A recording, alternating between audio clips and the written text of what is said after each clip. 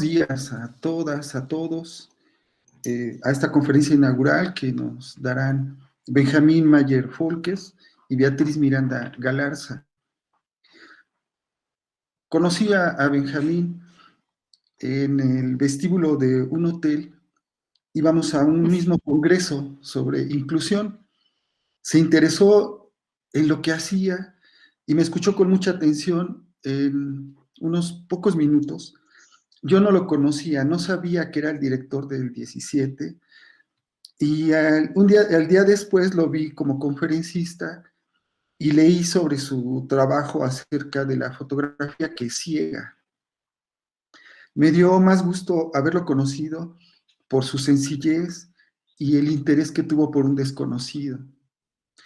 Otro día me dijo: piensa, José Luis, si lo que quieres es estudiar el lenguaje, recortando las frases de los discursos e insertándola con alfileres como si fueran mariposas, o si prefieres estudiar el lenguaje vivo.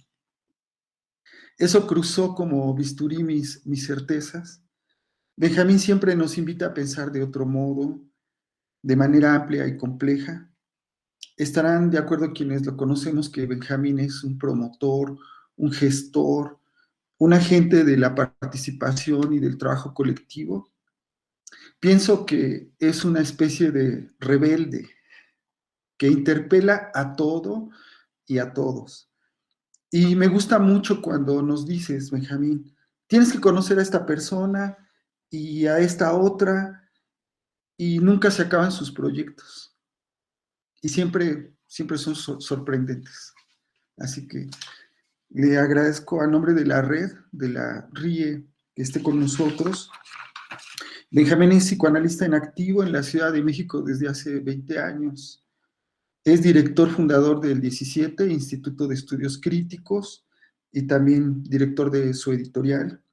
Es doctor en filosofía por la UNAM, diplomado en la Escuela de Teoría y Crítica por el Cornell University en Nueva York, en el Reino Unido, en la Universidad de Sussex, maestro en artes en literatura inglesa y teoría crítica, y es graduado en artes en historia europea y latín, conferencista en México y América Latina, Norteamérica y Europa, consejero de la revista Fractal, el Festival de las Artes Transitio, el Simposio Internacional de Teoría sobre Arte Contemporáneo y la Casa del Lago en la UNAM, investigador del programa O'Gorman, del Instituto de Estudios Latinoamericanos en la Universidad de Columbia, Nueva York, interesado en la inserción del arte y la discapacidad desde 1997, introductor en México del debate sobre la fotografía de ciegos,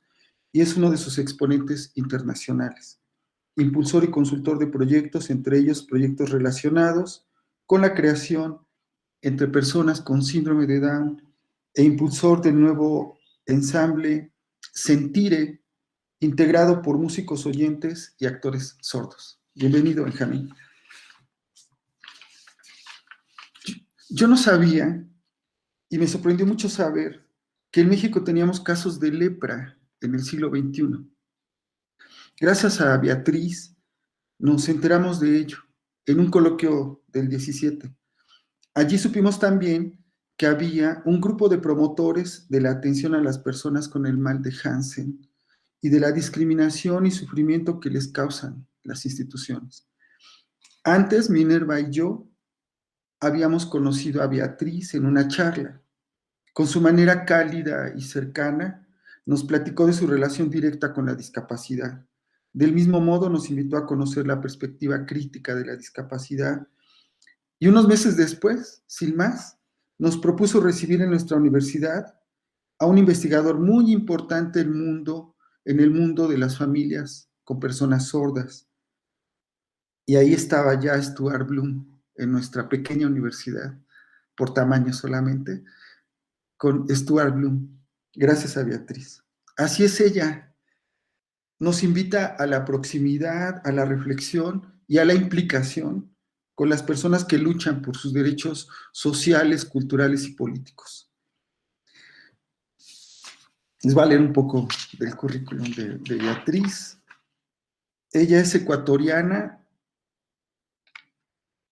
doctora en Sociología y Estudios de la Discapacidad por la Universidad de Leeds, en Inglaterra, máster en Antropología con especialización en Desarrollo y Discapacidad por la Universidad Católica de Lovaina, Bélgica, máster en Estudios Latinoamericanos por la Universidad de los Parlamentos Andinos Simón Bolívar, especialista en Desarrollo Social por el Instituto Tecnológico de Monterrey.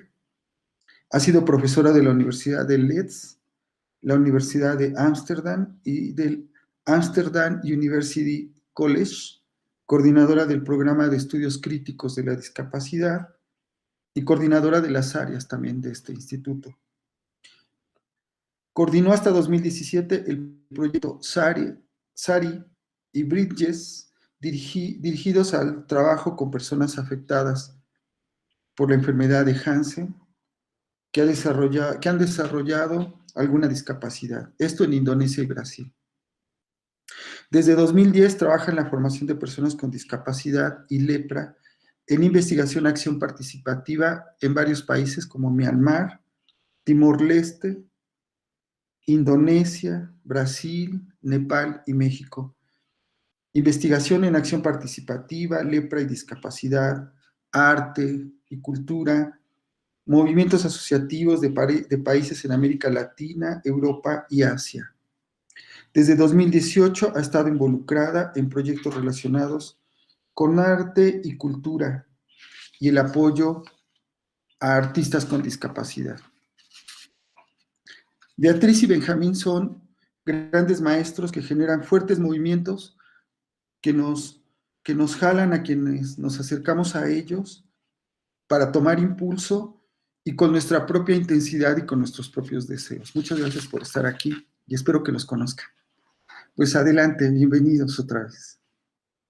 Creo que va a empezar Beatriz. Ay, sí. Muchas gracias, José Luis. Muchas gracias por tan cálida bienvenida. Gracias también a la red que nos ha cobijado hoy. Y estábamos acordándonos con Benjamín que gracias a nuestra madrina, como le llamamos, ella decía que era desde hace mucho ya nuestra madrina, pues nos conocimos con Benjamín en el 2010, ya son 11 años, justamente en un evento de la red en Costa Rica y hablando sobre educación inclusiva. Y pues desde ahí hemos ido tratando de como poner en el mismo espacio que ha sido 17 el trabajo y el pensamiento, la reflexión sobre una aproximación más crítica a la discapacidad, cosa que fue algo interesante tanto para Benjamín como para mí ese encuentro, porque mientras Benjamín estaba desarrollando todo el trabajo sobre fotografía de ciegos y también un trabajo sobre arte y síndrome de Down, sin saber de la existencia de los estudios de la discapacidad, pues yo me encontraba preguntándome sobre la discapacidad intelectual desde los estudios de la discapacidad y más bien sin tener mucho en consideración el arte mismo, ¿no? Entonces, los diálogos con Benjamín siempre han sido, como dices, José Luis, diálogos que van abriendo puertas y no solo que las abren, sino que hace que uno destruya esas puertas y tenga que construir nuevas formas eh, de pasar, ¿no? De umbrales. Y, y es justamente por este diálogo que hemos tenido ya particularmente desde el 2011 con Benjamín, eh, que se hizo la propuesta de que esta presentación fuera hecha entre los dos, porque si bien es cierto, cada uno se ha ido especializando en campos determinados vinculados con la discapacidad y con otras áreas, pues hemos ido reflexionando sobre todo a partir del 2013 que hicimos el primer coloquio sobre discapacidad, estudios críticos de la discapacidad que se llamó De la norma al nombre. Desde ahí hemos estado pensando y repensando conceptos claves en el área de discapacidad. Hasta el 2018 que hicimos un segundo encuentro sobre arte y discapacidad, y en donde se dio el espacio para cuestionar más abiertamente qué significaba la inclusión, qué es lo que nos tiene hoy aquí. Si bien es cierto, el tema amplio de este encuentro es el de las propuestas que hayan ido surgiendo, o cómo la pandemia, el COVID ha ido promoviendo nuevas formas de encuentro o de desencuentro también con la discapacidad. Nosotros hemos querido volver al tema de la inclusión justamente porque ha sido uno de los conceptos que durante la pandemia nos ha permitido ir repensando nuestro encuentro con la discapacidad y sobre todo a través del arte. Entonces, quería contarles, bueno, Benjamín va a hablar más sobre esta reflexión ya centrada en lo que sería un segundo espacio del que hemos ido, sobre el que hemos ido conversando con él, que es el de la interpelación. Pero yo les voy a contar un poquito el proceso que nos llevó hasta allá, hasta proponer este concepto de interpelación, que justamente se hizo mucho más público. En noviembre del año pasado fuimos invitados por el British Council y la Cátedra Bergman, así como el área de cultura de la UNAM, para curar un evento que se llamó De la inclusión a la interpelación, escena, discapacidad y política.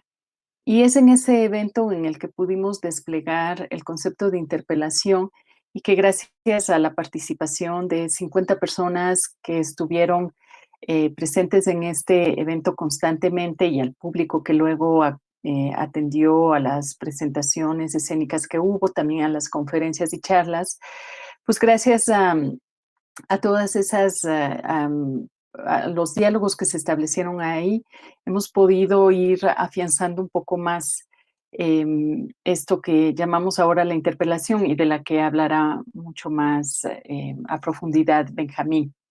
Entonces, les cuento un poquito a partir de dónde surge nuestro cuestionamiento de la inclusión, que si bien es cierto, parte de el trabajo que ha ido haciendo Benjamín desde la fotografía de ciegos, y desde mi trabajo como lo mencionó José Luis, tanto con personas afectadas por la enfermedad de Hansen como por personas con discapacidad, en un proyecto bastante largo que se dio en Indonesia y en Brasil, en donde fue posible corroborar que no era necesaria la inclusión para poner en diálogo a grupos que se encontraban desarrollando un trabajo bastante similar dentro de las mismas áreas, y que a partir de ir entendiendo que había encuentros y desencuentros, fueron logrando un camino común a través de implementar estrategias y herramientas de investigación. Entonces, desde ahí, pues en los dos casos, en el de Benjamín y mío, surgió un cuestionamiento de cómo la inclusión ha ido marcando ciertos espacios que a la vez han sido, digamos, por así decirlo, nocivos para la visualización de un movimiento de personas con discapacidad. Entonces, voy a permitirme leerles un poquito y luego también iré comentando sobre estas cosas, solo para tener una especie de guía. Em, a partir de la aprobación de la Convención Internacional sobre los Derechos de las Personas con Discapacidad en el 2006, el tema de la discapacidad dejó de ser solo para convertirse oficialmente en un tema de derechos. La lucha se ha centrado en la demanda por la llamada inclusión de las personas con discapacidad en todos los ámbitos: educativo, laboral, social, cultural, deportivo, entre otros. El derecho de la educación para todos, que ha sido la bandera de los principales acuerdos internacionales propuesto por organismos como la UNESCO, se ha traducido en el derecho a una educación y un sistema educativo inclusivo. El derecho a la salud se ha traducido en el derecho a un sistema de salud inclusivo. El derecho a la recreación y el deporte en el derecho al deporte inclusivo. El derecho a la cultura y al arte en el derecho a la inclusión en las artes. E incluso la demanda por el arte como una herramienta para inclusión. Últimamente se habla incluso de la justicia inclusiva, término que al parecer reflejaría la demanda por el derecho a la justicia y todo lo que esto implica como la capacidad jurídica que tienen las personas con discapacidad. Ahora bien, mientras estas búsquedas y luchas han motivado procesos incluso anteriores a la misma convención, una pregunta necesaria que surge aquí es por el tipo de sujeto que está detrás del que al parecer sería el proyecto de lucha de un movimiento asociativo de personas con discapacidad en América Latina. Nuestra pregunta en este último tiempo ha sido, ¿qué tipo de sujeto se plantea la pregunta y la demanda por la inclusión en América Latina? Como ustedes bien conocen, la inclusión como propuesta centrada principalmente en la población con discapacidad es oficialmente propuesta desde el campo de la educación. En el año 1978, el Comité de Educación del Reino Unido publicó el informe Warnock, que fue elaborado por Mary Warnock. En él se hablaba por primera vez del derecho a una educación que luego sería nombrada como inclusiva, haciendo énfasis en que la educación es un bien al que todos deben tener acceso. Los fines de la educación deben ser los mismos para todas las personas y las necesidades educativas son diferentes para todos los niños, mencionaba Warnock en el informe. El reporte analizaba por primera vez el concepto de diversidad y el de educación individualizada y comprensiva. Años más tarde, la Conferencia Mundial sobre Necesidades Educativas Especiales, organizada en Salamanca por UNESCO en 1994, declaraba la educación inclusiva como una prioridad, argumentando que las escuelas regulares, funcionando con una orientación inclusiva, son los medios más efectivos para combatir actitudes discriminatorias, construir una sociedad inclusiva y lograr una educación para todos. Adicionalmente, la Declaración de Salamanca señalaba que dichas escuelas deberían, abro comillas, proveer una educación efectiva para la mayoría de los niños y mejorar la eficiencia, así como el costo-efecto del sistema educativo. Cierro comillas. Hay que recalcar que anterior a esta reunión, en 1960, la Convención contra la Discriminación en Educación, promovida por UNESCO, estableció ya claramente la prohibición a cualquier forma de exclusión o limitación a oportunidades de educación basadas en diferencias percibidas como sexo, origen étnico y social, lenguaje, religión, nacionalidad, condición económica o habilidad. En 1984, la educación fue reconocida como un derecho humano, con lo cual se superaba su condición de ser un mero servicio o bien público, como hasta entonces había sido reconocida. A esta emblemática declaración le siguió la de Jomtien en Tailandia en 1990, en la que se establecía una educación para todos y todas, como punto primordial en la agenda del desarrollo mundial. Todos estos avances en normativa fueron ratificados por el Foro Mundial de Educación celebrado en Dakar, Senegal, en el año 2000 e incorporados en la Agenda 2030 para el Desarrollo Sostenible en el Objetivo 4 para garantizar una educación inclusiva y equitativa de calidad y promover oportunidades de aprendizaje permanente para todos y todas. Así, la educación inclusiva reconocida como un derecho se integró al resto de derechos fundamentales, los mismos que deberían ser garantizados por el Estado y la sociedad. No debemos olvidar que paralelos a estos eventos desde Naciones Unidas también se establecieron otros que han marcado un cambio en las demandas desde las organizaciones de y para personas con discapacidad. En 1971 se realizó la Convención de las Naciones Unidas sobre los Derechos de las Personas llamadas retardadas mentales. En 1975 se hizo la Convención sobre los Derechos de las Personas Discapacitadas. En 1981 se declara el Año Internacional de las Personas con Discapacidad. En 1982 se lanzó el Programa Mundial de Acción de Naciones Unidas concernientes a las personas con discapacidad. De 1983 a 1992 Se reconoció como la década internacional de las personas con discapacidad. En 1992 se declaró el Día Internacional de la Discapacidad, entre otros hitos pasando por la elaboración de la Clasificación Internacional de Funcionamiento CIF en el 2001 hasta llegar al 2013 en que Naciones Unidas y la Organización Mundial de la Salud hacen un pronunciamiento conjunto en contra de las esterilizaciones forzadas e involuntarias en las que incluían a personas con discapacidad. Ahora, si bien es cierto que detrás de estos eventos, por demás importantes, ha estado la acción de un llamado movimiento. Cuando miramos muy de cerca, en realidad hablaríamos más que de movimiento, de la acción de un grupo de personas con discapacidad, familias y profesionales, empujando a través de negociaciones y de acuerdos. Sin embargo, un movimiento social como tal, es decir, un movimiento que ponga de manifiesto a un sujeto político, es aún un espejismo en el campo de la discapacidad. Pensar por el sujeto político de la discapacidad parecería una obviedad debido a la creciente movilización ejercida por agrupaciones de personas con discapacidad en América Latina y a la cada vez más notoria expansión de los estudios sobre la discapacidad en espacios académicos y de investigación.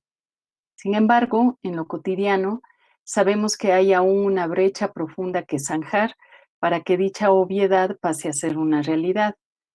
Un ejemplo de ello podría ser la protesta realizada en mayo del 2016 en Bolivia por personas con discapacidad física y cuyo acto central de manifestación fue el que personas en silla de ruedas se colgaran en puentes o bloquearan ciertas vías principales de la ciudad, del país y sobre todo de la capital.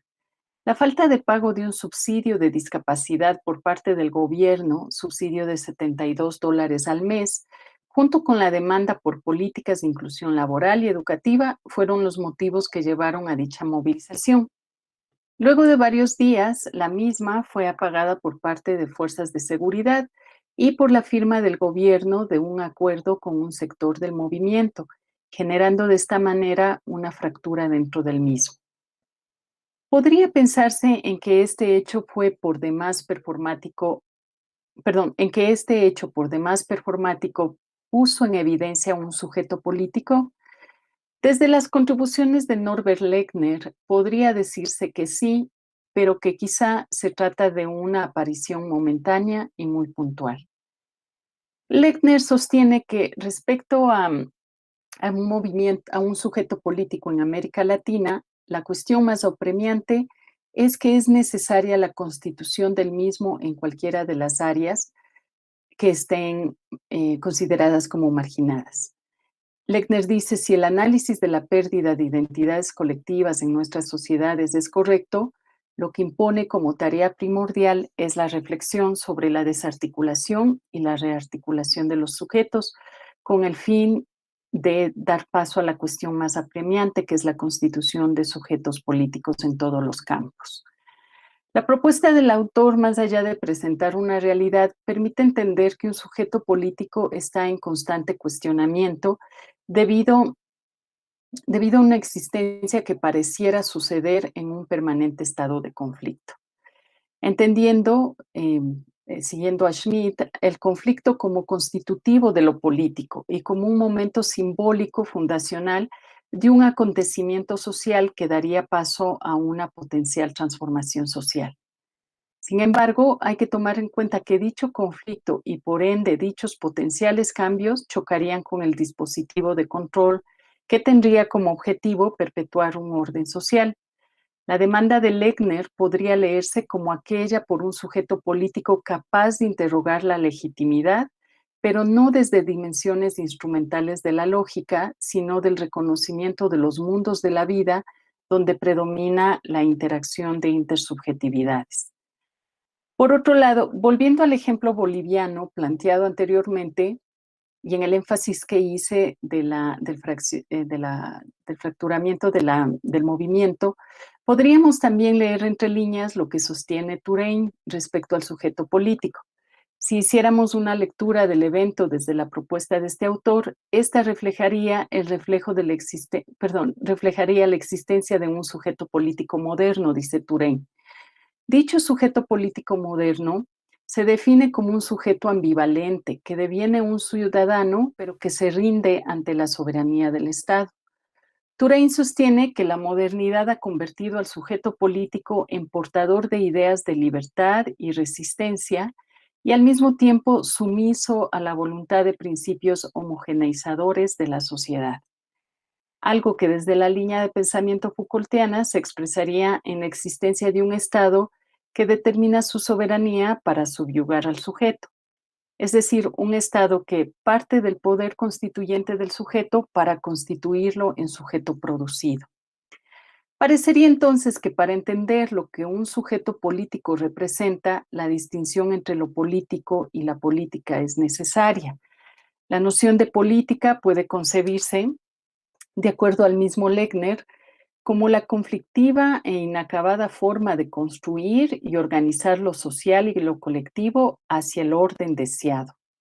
Mientras que lo político, como lo sostiene Bolívar Echeverría, tendría que ver con la capacidad de decidir sobre los asuntos de la vida en sociedad, de fundar y alterar la legalidad que rige la convivencia humana, de tener a la socialidad de la vida humana como una sustancia a la que se le puede dar forma. Sin que ello implique, como aclara Echeverría, que lo político no deje de estar presente en lo cotidiano de la vida social y no solamente reducido al ámbito de las instituciones sociales. Es decir, la práctica de lo político respondería a un trabajo institucional, de leyes, de orden, pero también a un trabajo comunitario que camina hacia la transformación de dicho orden y de dichas instituciones. El sujeto político, por tanto, podría ser definido como aquel que mientras vive y se construye en un orden social, a través de instituciones que lo determinan, es capaz de operar y maniobrar para resistir la institucionalidad y para crear nuevos órdenes. Dicho agenciamiento estaría caracterizado por un proyecto político y una voluntad que, si bien es cierto, parte en cada caso de lo individual, deberá transformarse en una fuerza colectiva para dar forma a dicho nuevo orden. Podemos ahora preguntarnos si en la historia que se narra sobre las acciones tomadas en el campo de la discapacidad existe un proyecto político cuyo eje central sea el nacimiento de un nuevo orden. Esto nos lleva necesariamente a la pregunta: ¿cuál ha sido el efecto de entender erróneamente a la inclusión como un proyecto político? ¿Acaso la inclusión demanda la transformación de un orden establecido? Quería darles lectura a esta pequeña presentación, Benjamín, que dar paso a la segunda, pero lo único que queríamos como hacer en esta introducción es proponerles el revisar el concepto de inclusión como un concepto que ha sido tomado como la posibilidad de una transformación estructural, que es lo que buscaría un movimiento social, ¿no? Cuando uno piensa, por ejemplo, en el movimiento de mujeres, en el movimiento de los obreros, de los y las trabajadoras, pues todo el tiempo se está hablando de las transformaciones estructurales, en derribar el capitalismo, en derribar el patriarcado. Y en la pregunta que se hace un sujeto dentro de la discapacidad, pues queda abierta: ¿qué es lo que quiere transformar? ¿No? ¿Qué sujeto está hablando? ¿Desde dónde está hablando? ¿Y por qué la inclusión se ha convertido en una suerte de bandera que no necesariamente promueve, como lo menciona el mismo Echeverría, el surgimiento de un nuevo orden, ¿no? Entonces, desde ahí, pues hemos planteado la idea de repensar la inclusión para dar paso a algo que hemos denominado la interpelación. Y en esta parte, pues Benjamín continúa con la presentación. Benjamín, Sí. ¿puedo dar un anuncio rapidísimo? perdón la interrupción.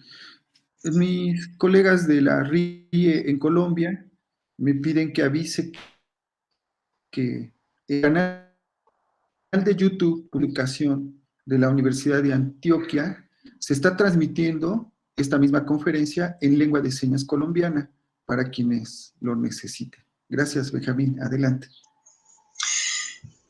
Bueno, quiero brevemente agradecer muy calurosamente pues la bienvenida tan hermosa que nos diste, José Luis, la invitación entusiasta y siempre pues como atenta a nuestras reflexiones por parte de Sardel Jacobo, quien es la madrina que mencionaba Beatriz, dado que nos conocimos gracias a ella.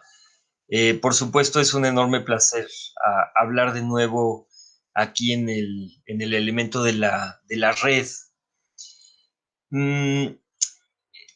Lo que presentó Beatriz, como verán, podría quizá describirse como un intento de dar cuenta de lo que me parece visiblemente observable en el entorno, desde luego el mexicano, pero el latinoamericano más ampliamente, que es esta extraña situación, este relego, si quieren ustedes, administrativo de los asuntos que tienen que ver con la discapacidad, en donde si afilamos un poquito nuestros lápices, podríamos hablar de la figura de un ejercicio de derechos sin sujeto.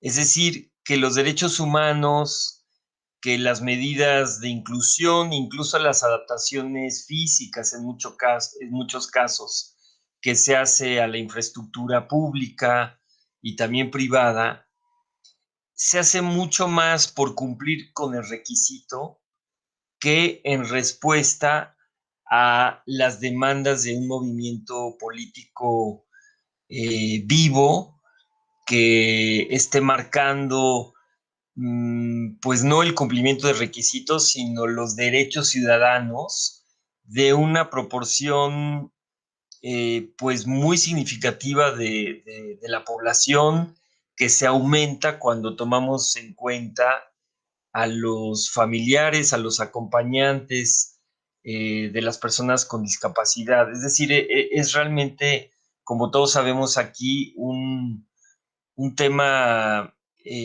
pues obsceno, francamente hablando, en el sentido político. Y entonces el recuento muy detallado que ha hecho Beatriz, lo que sugiere en mi lectura de él y para efectos de lo que sigue, es explicar cómo es esto de que estemos entrampados en materia de discapacidad en esta especie de cumplimiento formal que no logra trascender en la transformación del tejido institucional, político y también en muchos casos legal, o que las leyes se queden en la letra, pero no en los hechos, y tantas otras formas en que se manifiesta este ejercicio de derechos sin sujeto. ¿Por qué entonces y de qué manera es que proponemos pensar la interpelación como una respuesta a esta lamentable escena? Si hacemos un recuento, diremos que por lo general las respuestas canónicas a la discapacidad siempre tienen que ver con la neutralización de su carácter siempre intempestivo e inquietante. Es decir, que detrás de muchísimos intentos que tienen que ver con las discursividades religiosas, las discursividades políticas, las discursividades de la ciencia y otras tantas, vemos un permanente esfuerzo por apaciguar, por amaestrar, por hacer más tersa la relación con la discapacidad y en el campo de la discapacidad. Al mismo tiempo, sabemos que casi por definición, la discapacidad tiene siempre un carácter inquietante e intempestivo. Y entonces nos preguntamos si de veras tendrá sentido tratar de apaciguar lo que no puede ser apaciguado, simplemente porque las costumbres y los modos de la llamada normalidad en la vida social siempre son ficticios. Es decir, que eso intempestivo e inquietante de la discapacidad siempre viene a conmover como una piedra lanzada al estanque la aparente normalidad, que es siempre una construcción ficticia. Y en ese sentido, desde un punto de vista crítico, podríamos pensar que la discapacidad aporta y contiene siempre una energía inherentemente crítica de esas ficciones de la normalidad social que siempre esconden toda clase de tensiones, de explotaciones, como sabemos, de injusticias, de excepciones y demás. Y entonces nos preguntamos si no sería más razonable bienvenir ese carácter intempestivo de la discapacidad justamente como un elemento que siempre viene a generar preguntas, a señalar pues incongruencias en esta llamada normalidad de la vida social. ¿De dónde viene, al menos en mi propia secuencia, que como Beatriz bien enfatizó, pues hemos logrado entretejer, digamos, de un modo que nos permite quizá abrir algunos escenarios, pensar algunas cosas conjuntamente, combinando perspectivas que yo desarrollé realmente de manera muy silvestre, con perspectivas filosóficas y psicoanalíticas, con el conocimiento que ella aporta en la tradición propiamente de los estudios críticos, en su caso, de los estudios generales de la discapacidad, de su historia y de el estudio de su expresión política, que es en este momento en lo que nos estamos concentrando. Varios de ustedes sabrán y me habrán oído hablar insistentemente acerca de la fotografía de ciegos que mencionó mi querido José Luis Flores. Y efectivamente, yo quedé por muchos motivos muy prendado por la fotografía de ciegos, que inevitablemente es un arte llamativo por muchos motivos. Les voy a mostrar algunas imágenes mientras hablo con ustedes para que conozcan, en este caso, el trabajo de Eugenio Bauchar, un fotógrafo ciego esloveno.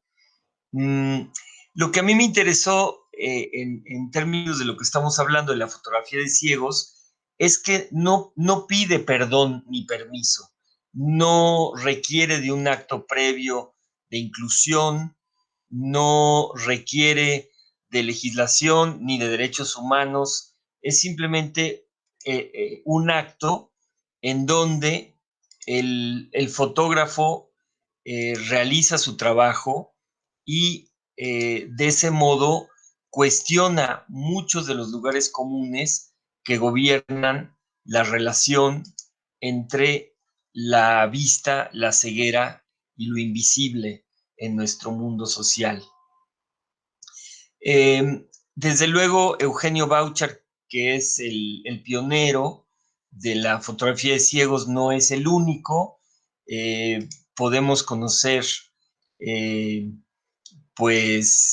exposiciones colectivas ya muy importantes que se han hecho sobre el tema, y podemos conocer pues una variedad enorme de trabajos que se realizan en este campo en todo el mundo y que nos hablan de algo más que de un genio o de un ingenio creativo personal. Hay fotografías hechas por ciegos más simples, las hay, digamos, en estilos muy distintos, que se concentran en aspectos, por ejemplo, de sonido, en la capacidad de visualización de imágenes que los ciegos naturalmente tienen.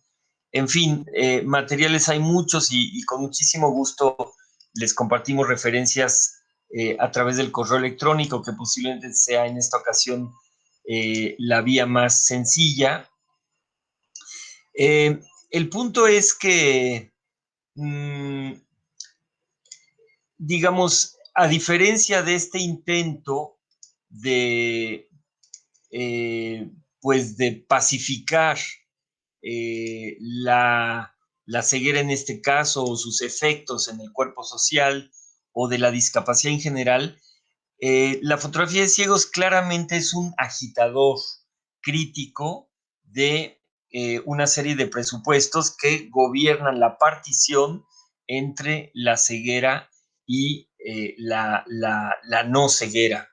De modo que lo que nos interesa en este caso es justamente el hecho de que la inclusión es un concepto francamente que ni siquiera aplica en el caso de los fotógrafos ciegos, y aplica mucho más esta cualidad interpelativa, ¿no? Que sale al frente, que da el paso al frente, señala, interroga y conmueve en todos los sentidos. Es una especie de terremoto en el campo de la imagen y también en el campo de la ceguera. En un momento más voy a hablar sobre ello.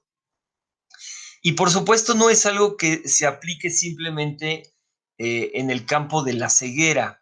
Hemos tenido, como mencionó José Luis, el enorme honor de contribuir a la conformación de este nuevo ensamble que conjuga músicos con actores sordos, ambos devenidos de compañías, ensambles de música o compañía de teatro de sordos, pues ya con muchísimos años de trayectoria, en este caso Seña y Verbo, que ustedes conocen.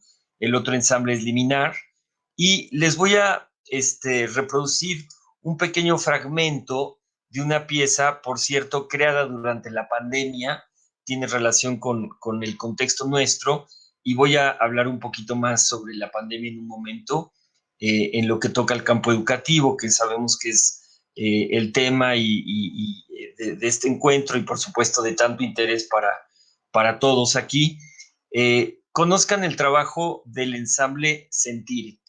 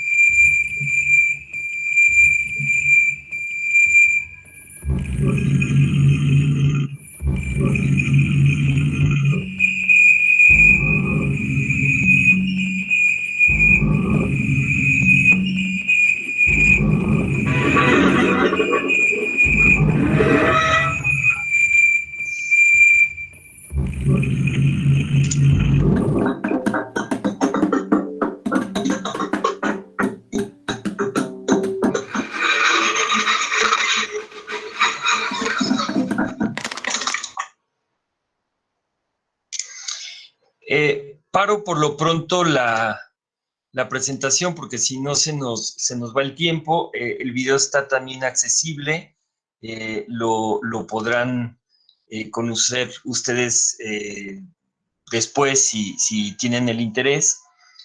¿Por qué es importante esta posibilidad de trasladar la lógica que está en juego en el caso de la fotografía de ciegos a un escenario que tiene que ver más bien con sordera? Evidentemente, la importancia es la lógica misma, que nos va a permitir en un momento decantar esta lógica que llamamos de la interpelación hacia una serie de otros ámbitos, incluidos el de la pedagogía y el de las instituciones, además, por supuesto, de las intervenciones públicas políticas por vía artística, y no necesariamente por vía artística, que estarían de algún modo en el candelero, en lo que estamos planteando con Beatriz. Y vamos a destacar de esta lógica de la interpelación que no se trata simplemente de estar en contra, de ser contreras y de trabajar con imagen si estamos con ceguera, o de trabajar con música si estamos con sordera. Hay muchos otros modos de desplegar esta lógica de la interpelación.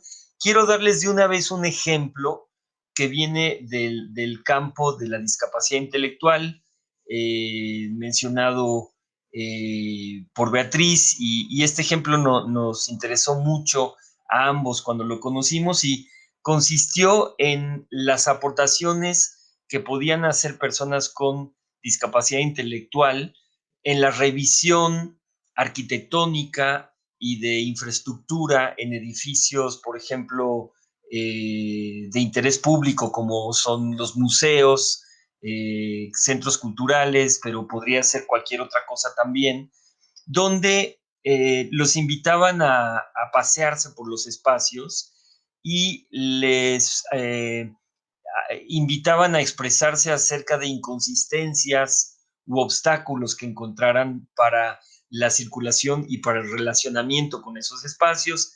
Entonces, pues hacían preguntas, entre obvias y encantadoras y realmente muy reveladoras también. Cualquiera que haya interactuado con personas con discapacidad intelectual las reconocerá. Preguntas como, por ejemplo, bueno, ¿qué hace este extinguidor a esta altura tan baja? Porque, bueno, entiendo que cuando hay fuego, pues el humo, perdón, el extinguidor estaba demasiado alto. Cuando hay fuego, el humo invade y vuelve complicado el acceso a extinguidores que estén a la altura. No entendían por qué la entrada era de este lado, si más bien parecía que fuese más lógico entrar por este otro lado, etcétera. Y su singular mirada, digamos, aportaba un montón de elementos que develaban las falacias lógicas, las cegueras, y las, digamos, lo que se les había pasado de largo, metafóricamente hablando, a los planificadores de estos espacios. Y nos parece que eso también sería una forma de entender esta lógica de la interpelación, en el sentido de que cuestiona, hace caer un montón de presupuestos, de omisiones que estaban en juego en la planeación o la disposición espacial, resultado de una historia compleja, como siempre pasa en estos edificios. Entonces, quizá el punto central que quiero enfatizar de esta lógica de la interpelación es que no es simplemente una cuestión de estar en contra o de ser contreras, como digo, sino que realmente replantea los términos del encuentro, de la discusión y de la distribución de los espacios respectivos entre, por ejemplo, la ceguera y la no ceguera, la sordera, la no sordera, etcétera. En el caso de Sentire, claramente queda de manifiesto que la música no es simplemente prerrogativa de los músicos, digamos, de los músicos en el sentido, si quieren ustedes, capacitista ordinario, sino que es posible acceder a la musicalidad, que es otra cosa, a través de, digamos, una intervención visual, hacer música para los ojos, como tan bellamente hace en este momento mi intérprete y los intérpretes de señas. Es decir, que en la gestualidad misma hay una musicalidad, que esa musicalidad puede interactuar no solamente con belleza, sino con sentido y abriendo un montón de escenarios con la música canónicamente producida por músicos con instrumentos musicales de cualquier tipo. Ustedes vieron, hay instrumentos de cuerda, pero hay también objetos que hacen sonido o la producción de sonidos por vía electrónica. En el caso de los ciegos y de la fotografía de ciegos, pues hay un replanteamiento radical de esa idea tan simplona, según la cual los únicos que tienen relación con la imagen son los no ciegos. Una idea absolutamente errónea, tomando en cuenta que los ciegos permanentemente se relacionan con los semáforos, con las fotos familiares, con los cuadros que de pronto les describen sus cercanos en un museo, etc. Clásicamente, la irrupción de la interpelación afecta no solamente a los relatos de la normalidad, por ejemplo, de los videntes o de los oyentes, sino que también interroga muy radicalmente los lugares comunes de las propias comunidades con discapacidad, de los ciegos o de los sordos.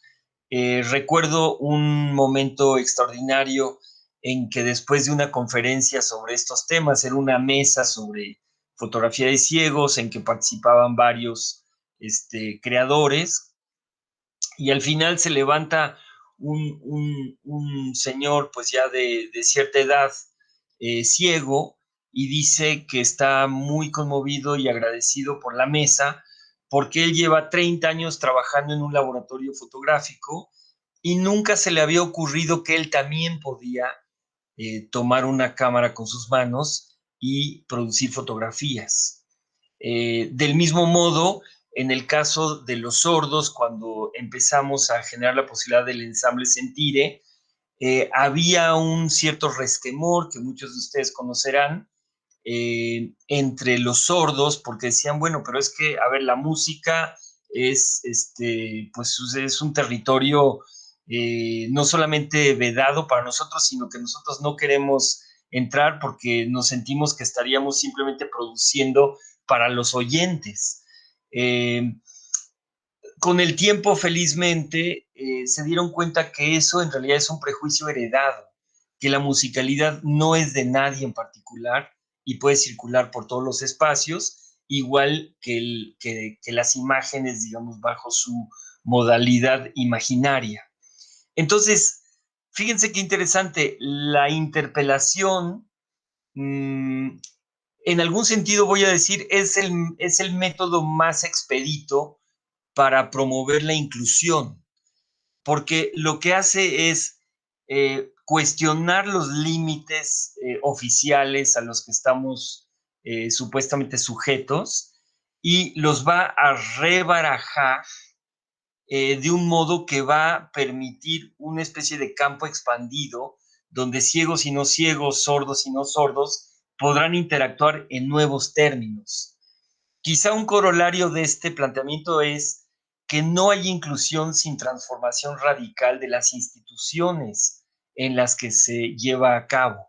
Es decir, que no hay tal cosa como simplemente bienvenir a los que estaban afuera a que estén adentro, sino que ese adentro se tiene que reinventar para incluir lo que estaba afuera y lo que hacía que los que estaban afuera estuviesen allí. Es decir, que es una intervención muy profunda, no solo conceptual, sino que puede tener un montón de consecuencias concretas. Y voy entonces hacia la última parte de mi intervención para destacar los siguientes puntos. En primer lugar, y esto es algo que hemos trabajado mucho con Beatriz. Beatriz ha insistido con mucho tino, me parece, en el enorme papel cumplido por la producción artística en los procesos de conformación de movimientos políticos en el campo de la discapacidad, particularmente, y en este sentido son ejemplares, el movimiento británico y el movimiento norteamericano. Las condiciones y los contextos, sabemos, son muy distintos. Esto es algo que podemos quizá comentar en el intercambio, pero el punto es que desde el campo de la creación artística, la interpelación tiene un lugar privilegiado, absolutamente posible y absolutamente necesario, y la creación artística como incidencia de transformación simbólica de los imaginarios sociales tiene para nosotros un lugar realmente fundamental, privilegiado. Entonces, primero, tomar nota del enorme papel que se puede jugar desde la cultura para promover perspectivas asociadas con la interpelación. Podríamos multiplicar los ejemplos. Hemos hablado con Mario Bellatín, el escritor. Hemos hablado con la percusionista Evelyn Glennie, que es la mayor percusionista de concierto del mundo. Y bueno, desde temprana edad tiene sordera profunda. El horizonte de la interpelación también tiene consecuencias y consideraciones en el campo pedagógico, que por supuesto son de particular interés para nosotros. En un momento, al inicio de esta historia, como algunos habrán oído de mi parte, propuse incorporar ciegos a los entornos de formación visual, como me parece que se podrían incorporar, y digo incorporar, no digo incluir, sordos a los entornos dedicados al sonido. ¿Por qué? Porque en el esfuerzo de intercambio, de esclarecimiento, de traducción de imágenes o de sonidos entre ciegos y no ciegos, sordos y no sordos, el aprendizaje es verdaderamente riguroso, y basta con haber tenido la experiencia de describir imágenes a un ciego para saber de qué estamos hablando. Entonces me parece que esa incorporación puede ser enormemente rica pedagógicamente. En el caso de la pedagogía, y aquí toco el tema de las condiciones pandémicas que estamos enfrentando, diremos que la lógica de la interpelación, digamos, deja muy atrás cualquier modelo lineal de transmisión del saber, digamos, de maestros a estudiantes, como si los que tuvieran el saber fueran los primeros y los que lo careciesen fueran los segundos. Un poquito es el modelo lineal de la educación a distancia vía televisiva, donde unos hablan y los otros escuchan. Al contrario, nos parece que la lógica de la interpelación plantea precisamente la importancia enorme que tiene más bien recurrir al espacio de la escritura versus el espacio, digamos, de la imagen, del video. Y esto tiene que ver también con los medios digitales que estamos utilizando en esta temporada, porque lo importante es que los estudiantes puedan madurar su capacidad de enunciación propia y que puedan madurar su capacidad interpelativa, discursiva e intelectual como parte de su formación. Creo que con esos pequeños apuntes, pinceladas, entenderán muy bien ustedes a qué me refiero. Y bueno, por último, decir que el modelo de la interpelación, que no es un modelo, pero esta referencia en realidad permite imaginar diseños organizacionales, institucionales y modelos que ya no serían universitarios, sino post-universitarios, para relacionarnos con el saber, no como aquello que siempre lleva la voz cantante y que tiene que dominar eso que no ha dominado aún, sino como aquello que tiene que ser permanentemente interpelado en la construcción del conocimiento y de las capacidades por parte de las nuevas generaciones, y que por esa vía, digamos, la interpelación produce también una digamos, una subjetivación, un empoderamiento, como a veces se dice, del sujeto, que es tan importante para la construcción de ciudadanía y, por supuesto, en lo que atañe a la discapacidad, tan importante para que podamos dar lugar todos en colaboración a un movimiento político que permita que haya un sujeto que ejerza esos derechos en vez de que esos derechos se ejerzan como actualmente sin sujeto. Muchísimas gracias.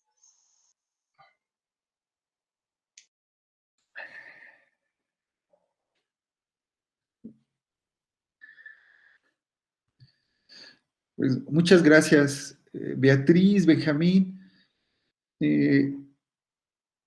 Creo que pues, nos han interpelado a poner en discusión como en principio nuestras ideas en torno a la inclusión, pero como también nos enseñó Beatriz, no es, por ejemplo, en el caso de la discapacidad que domina el modelo médico, ¿no? Y ir con la antimedicina, ¿no? O la perspectiva antirrehabilitatoria, sino cómo eso nos hace pensar algo más, ¿no? Dirías tú, Benjamín, no se trata solo de llevar la contra, sino de crear, de generar, de repensar las cosas, ¿no? Y encontrar nuevos tiempos, espacios, formas de relación, ¿no? Y bueno, yo quería comentarles que ahora ha habido algunas personas que preguntaban sobre las ligas de los videos, que también era tu interés de cómo compartirlas, pero ya nuestros compañeros Astrid, que está en la parte técnica, localizó las ligas y ya se las está reenviando a los compañeros que les interesó. Y por ahora no veo algunos otros comentarios o preguntas, quizás tiene que ver con que estamos empezando en el uso de la plataforma y no nos han llegado todavía. Los invitamos para que busquen ahí en el botón de comentarios, preguntas, que a lo mejor tiene que ver con poder interactuar con la plataforma y que nos hagan llegar sus preguntas y comentarios. Por ahora, pues si me permiten, yo les plantearía algunas preguntas o para seguir la charla, tenemos unos minutos. Me parece que el asunto del sujeto político o la constitución del sujeto a través de la posibilidad de quien toma la decisión tiene implicaciones muy fuertes, porque uno pensaría, por ejemplo, yo que trabajo también con niños sordos y niñas sordas, pues que ellos también pueden decidir. Muchas veces los maestros también le decimos al niño, fíjate, es que tienes que participar, porque así hacemos la inclusión. Pero igual el niño no quiere participar, en eso no quiere participar. Y también es esta posibilidad de reconocer desde cuándo se puede ser sujeto político, desde cuándo se puede ser sujeto de la decisión, ¿no? Y porque Benjamín nos pone aquí en juego la idea de cómo es este ejercicio de derechos sin sujeto, ¿no? ¿Dónde está el sujeto? Y creo que esa primera parte, pues, es un pensamiento radical de discusión, ¿no? Para discutirlo.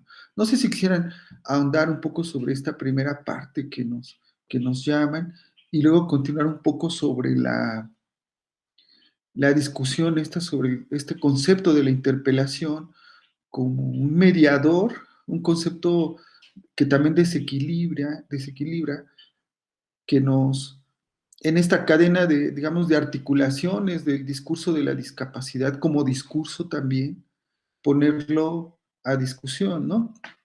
Entonces, ¿les parece que empecemos? Si pudieran, Ujú. Beatriz, por favor, Sí, Benjamín, claro. discutir más sobre esto. Gracias. Muchas gracias, José Luis.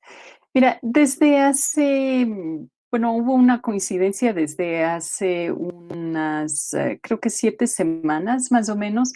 Llevamos un programa de radio junto con Raquel Jelinek, que el propósito que tiene es el de recuperar a través de las narrativas de personajes que han ido surgiendo en el llamado movimiento de organizaciones de personas con discapacidad aquí en México, recuperar un poco la historia de ese movimiento para preguntarnos si en realidad es un movimiento social o es un movimiento asociativo, que es un poco diferente, ¿no? El movimiento asociativo hablaría de este movimiento que se va forjando con organizaciones que se van juntando con motivos determinados, mientras que un movimiento social involucraría lo que habíamos hablado al inicio, un movimiento que tiene un proyecto político en sí, ¿no? Y el proyecto político, pues como lo mencionabas, José Luis, tiene que ver con una transformación, no simplemente con una adecuación como lo propondría la inclusión. Entonces, esto se ha ido juntando con hemos estado investigando junto con eh, Ana María Rodríguez, que es una colega, un poco sobre qué ha ido pasando con el movimiento asociativo de personas con discapacidad en América Latina. Y claro, ahí sabes, es bien interesante observar los procesos que se han ido dando. Por eso es que siempre hacemos una invitación desde 17 a que se vuelva a entender la discapacidad desde un proceso historiográfico, que eso es lo que no hay en América Latina. O sea, siempre yo he visto muchas charlas, incluso que se han dado durante la pandemia en desde varias organizaciones.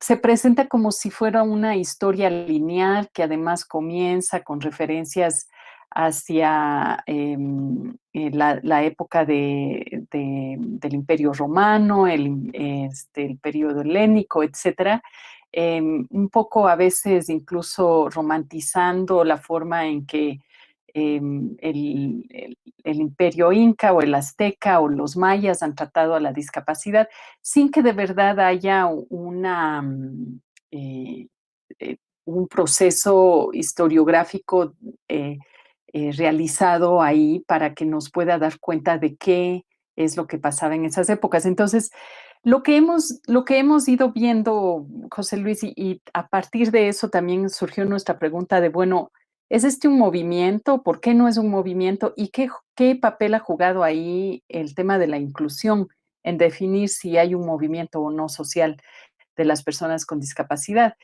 Y lo que vemos es que todo el mundo sabe, especialmente maestros, maestras, quienes están al tanto dentro de la red, por ejemplo, que estos eventos que se han ido realizando internacionalmente desde antes de 1981, cuando se declaró el Año Internacional de las Personas con Discapacidad, pues son eventos que se fueron dando a partir de organizaciones creadas por familias muchas veces en muchos de nuestros países, eso no cambia en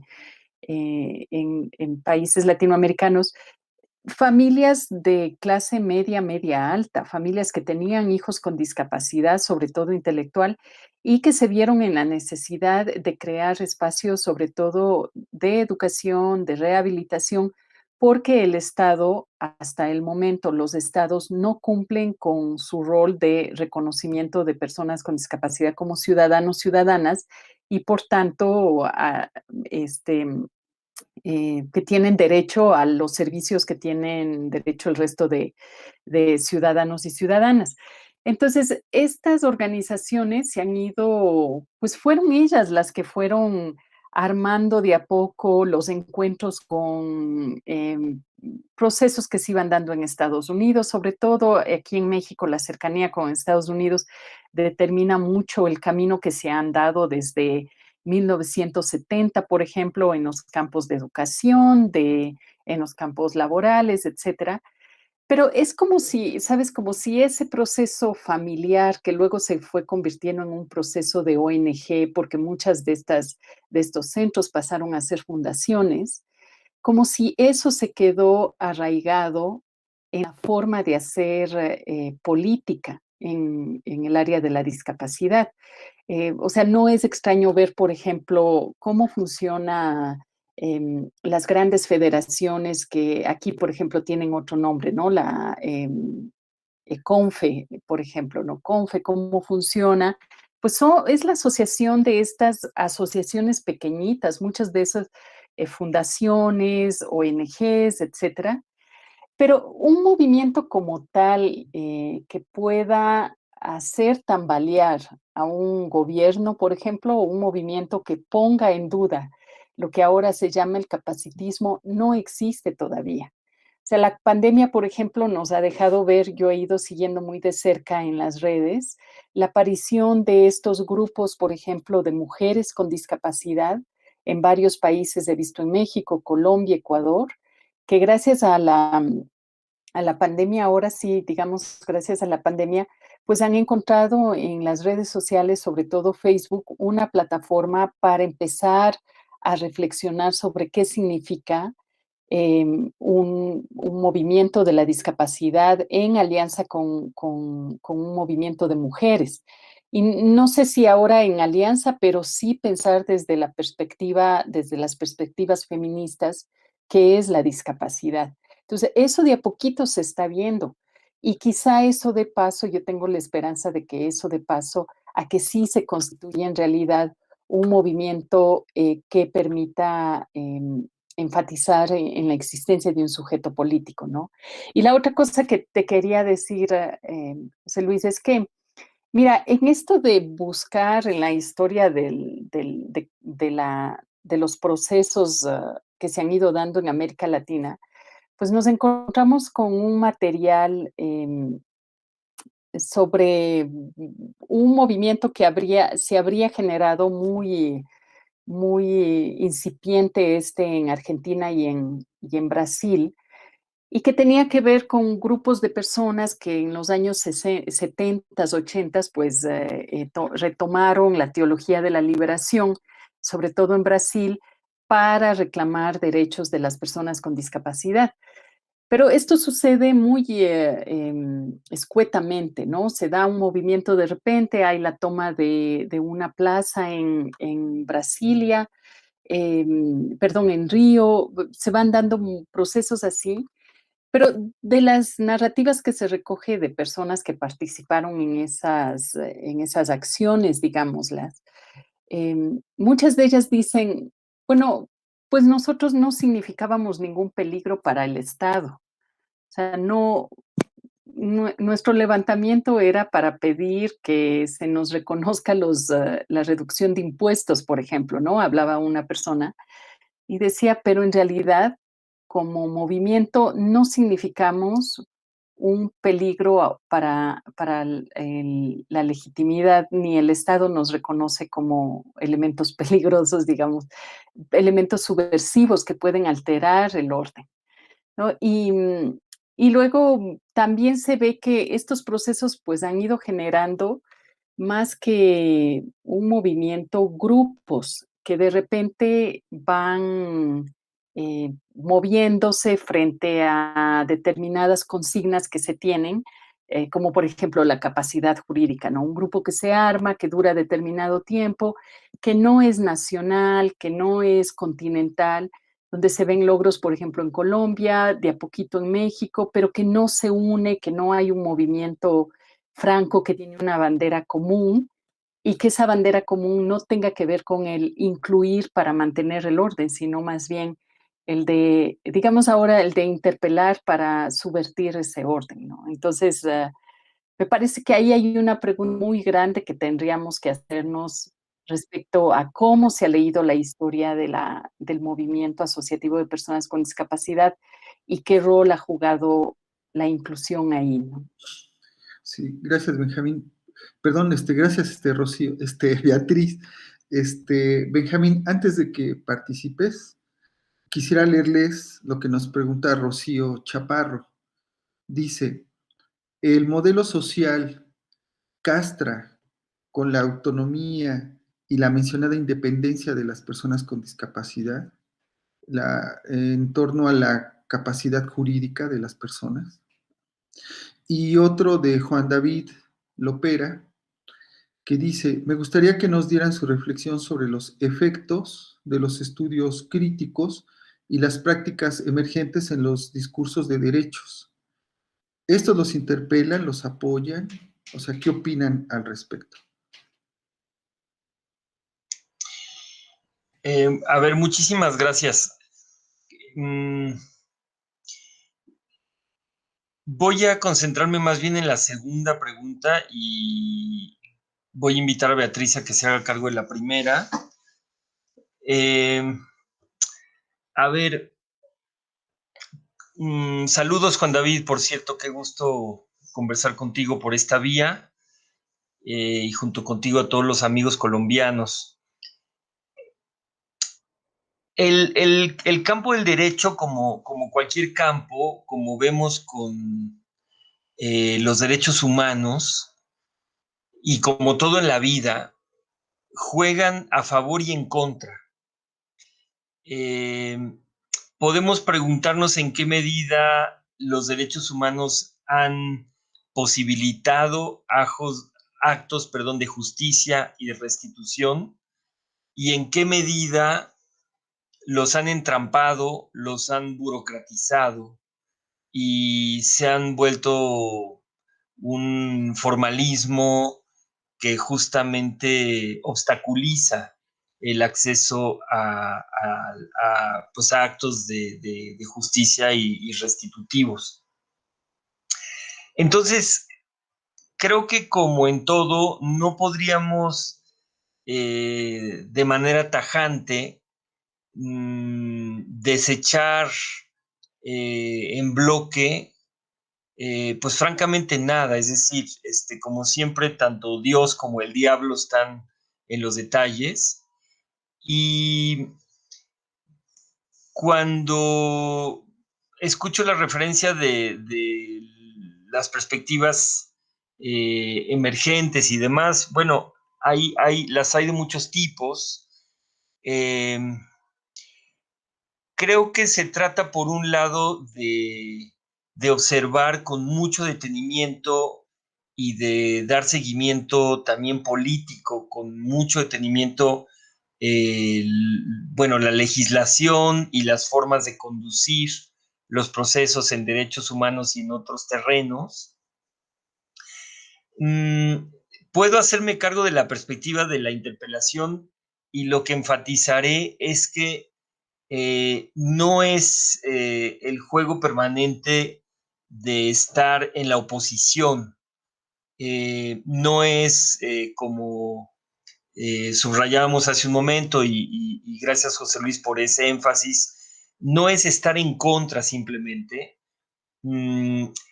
Justo por eso es que me parece importante enfatizar la fecundidad instituyente de la perspectiva de la interpelación.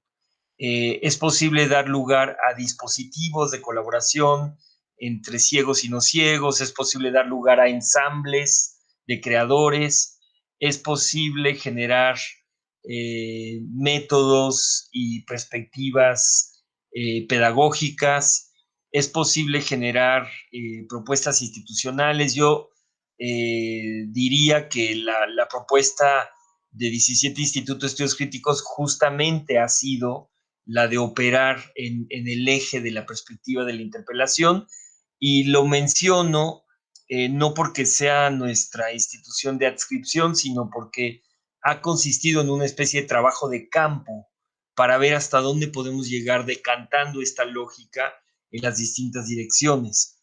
Entonces me atrevería a colocarlo como una especie de caso de estudio dentro de esta misma lógica que estamos discutiendo. Entonces, lo que quiero enfatizar es la naturaleza y la capacidad instituyente que tiene la perspectiva de la interpelación, y en ese sentido puede trabajar con el derecho de manera paralela al derecho, puede trabajar por dentro y por fuera del campo educativo, del campo cultural. Por cierto, les he remitido una lista de ligas para confirmar algunas y complementar con otras.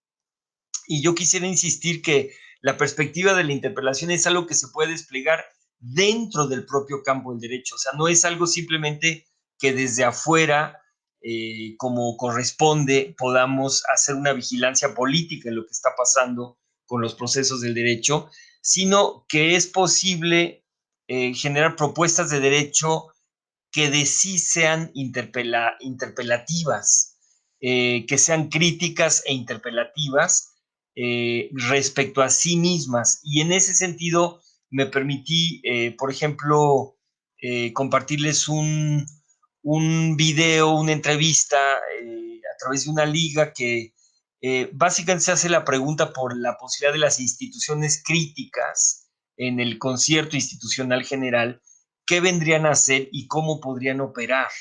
Y me parece, como ya repetí, que esta lógica se puede aplicar en campo de salud, en campo de educación, en relación con preguntas que tienen que ver incluso con el medio ambiente y tantísimas otras cosas. Entonces, sin duda, no solo es observar lo que sucede con derecho críticamente como corresponde, sino innovar en derecho a partir de esta perspectiva de la interpelación.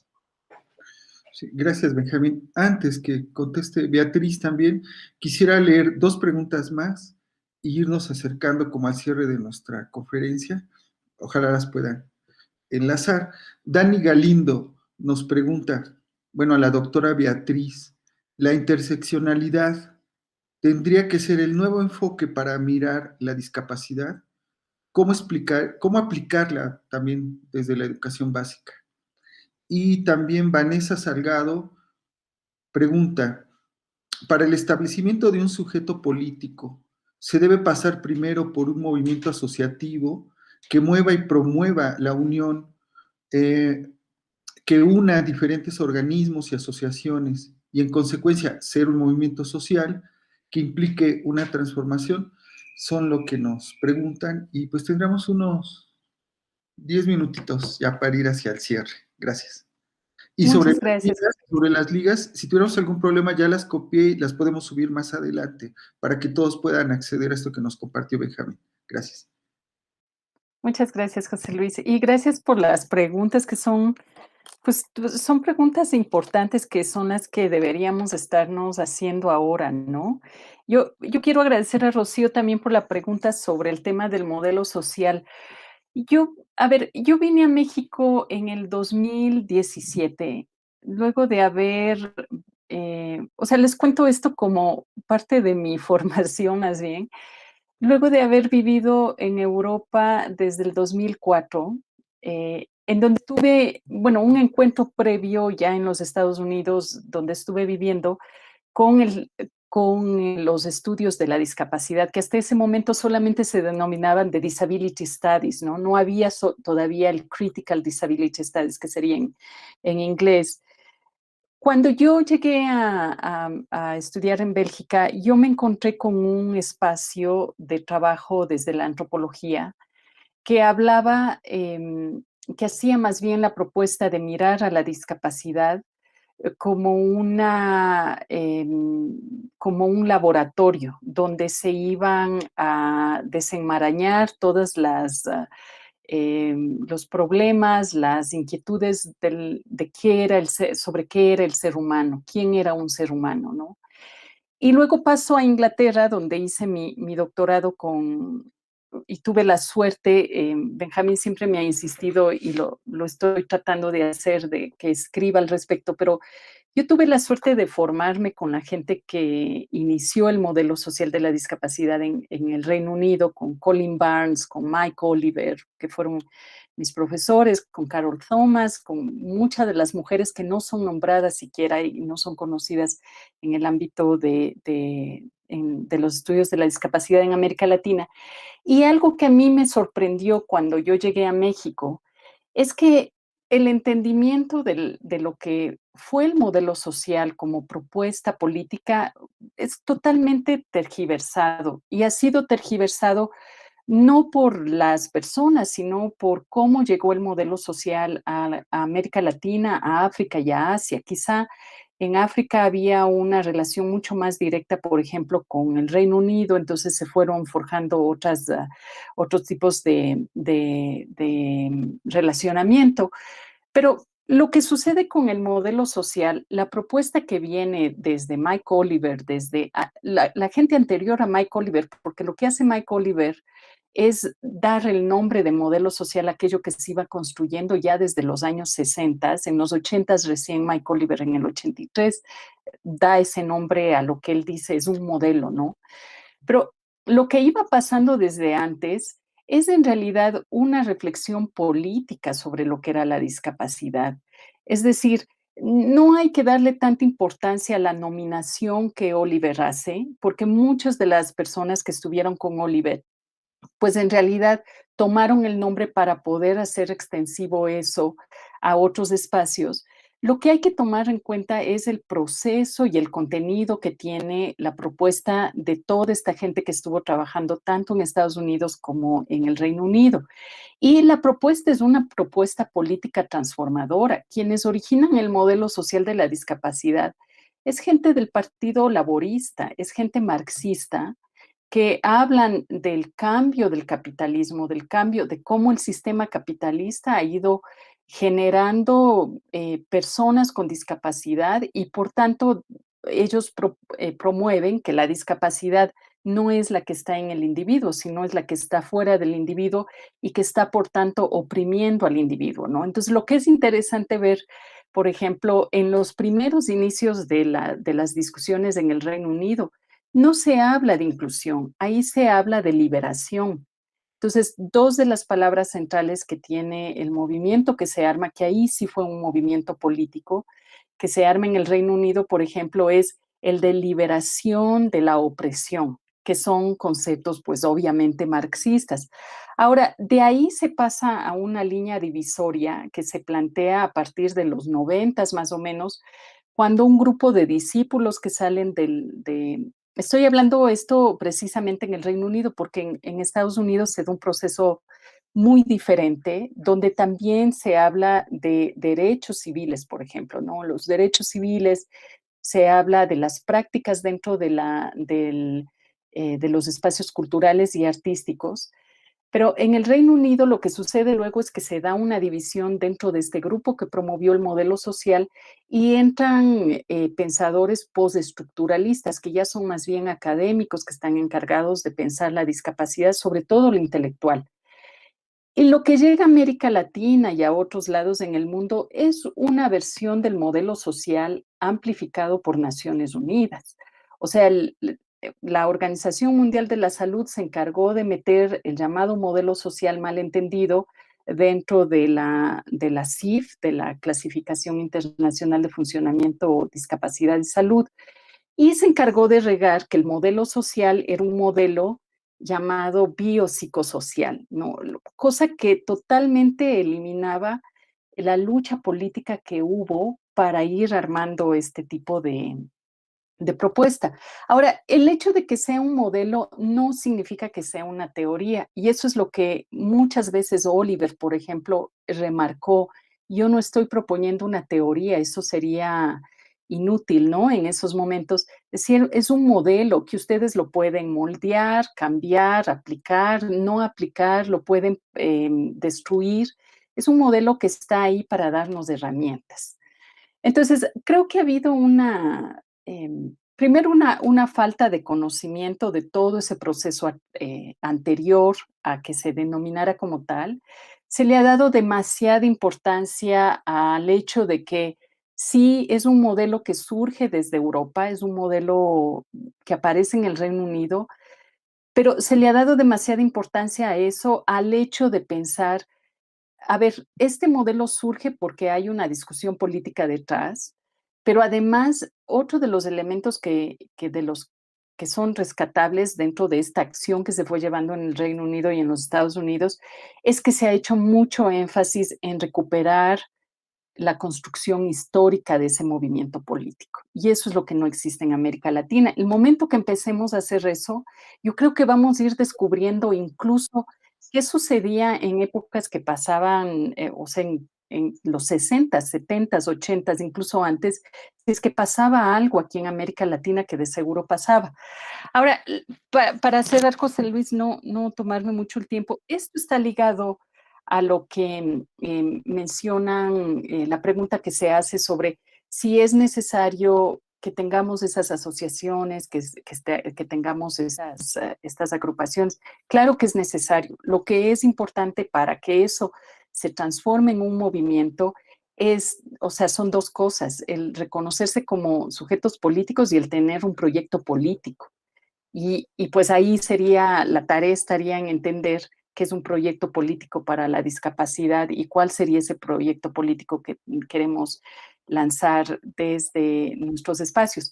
Y eso está ligado con la importancia de la interseccionalidad, ¿no? Ya no podemos seguir hablando de discapacidad sin pensar, por ejemplo, cuando pensamos en el movimiento de personas con discapacidad, no podemos seguir hablando de esto sin pensar en cómo se cruzan con los movimientos feministas, cómo se cruzan con los movimientos de obreros, en fin, cómo se están cruzando ahí miles de líneas que tienen que ver con la discapacidad, porque la discapacidad es esta complejidad permanente, ¿no? Y este cuestionamiento permanente que tiene que ver con la construcción misma de una sociedad, de un sujeto, etcétera.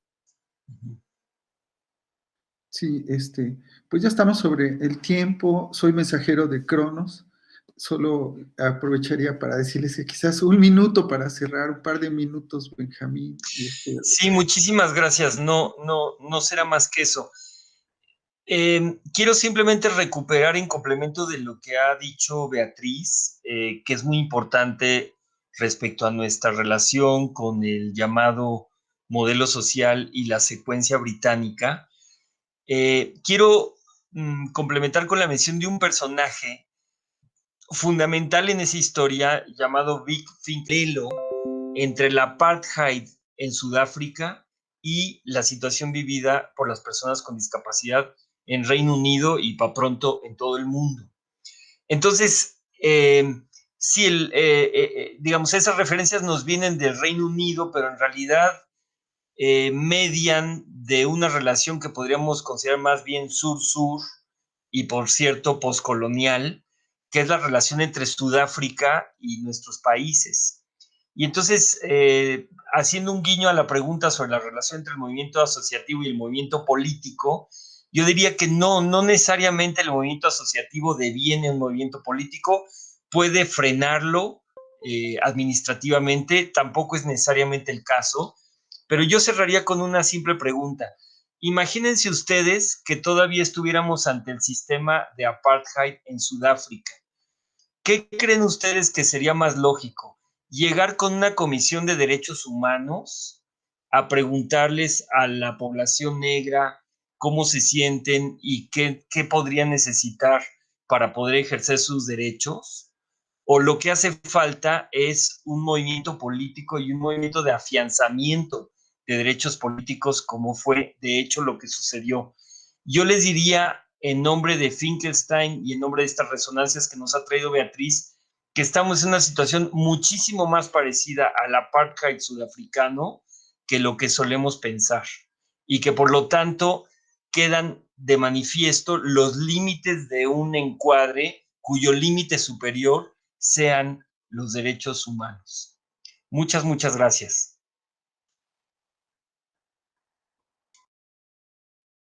Pues Muchas gracias, José Luis. yo creo que, gracias a ti, Beatriz, Benjamín, que estas ideas que seguirán resonando durante el Congreso, particularmente esta propuesta de la interpelación, como yo diría, como hace Benjamín con esta estrategia, yo diría derridiana, de remover los conceptos, las ideas, el pensar, que nos acompañen durante el encuentro. Muchísimas gracias. Quiero aprovechar para darles gracias a la Universidad Autónoma de Querétaro, que nos han estado apoyando en las cuestiones técnicas, a nuestros intérpretes, a Carmen Acosta, a Arturo Cruz, que también está con nosotros en la interpretación. Muchísimas gracias, Benjamín, Beatriz, les estamos robando de un tiempo del descanso. Solo les recordaría a nuestros participantes en el encuentro que regresamos 11:30, pero yo no quisiera irnos si ya les robé un poco de su descanso. Si Beatriz quisiera cerrar, porque ya no le habíamos dicho que ya estábamos en el cierre, ¿sí? No Muchas te gracias. preocupes, José Gracias a Luis. todos. No, agradecerles a ustedes, gracias a Sardel, que siempre pues nos tiene en la cabeza y pues invitarles a que nos unamos en esta pregunta, ¿no? En ir encontrando espacios para la reflexión sobre estas nuevas preguntas que tienen que ir emergiendo y que seguramente van a dar paso a que se vaya renovando una lucha, ¿no? Que se vaya haciendo más evidente estos procesos, y por así llamarlos, de opresión, de exclusión, pero que se hagan evidentes porque hay una lucha detrás y porque hay un movimiento político que está llevando esa lucha, ¿no? Y que permite el cuestionamiento de conceptos que se dan por sentados y obvios. Entonces, muchísimas gracias, José Luis, y gracias a Carmen y a Arturo por la interpretación y a quienes nos han acompañado. Gracias a todos, los seguimos invitando a que participen en nuestras actividades de la red. Pues estamos muy contentos y los aplausos en lengua de señas me parece que es común en muchos países, ahora que están ahí en Colombia retransmitiéndonos, pero creo que para la gran mayoría de nuestros países. Nos saludamos y más bien nos despedimos con estos aplausos. Muchísimas gracias. Hasta la próxima.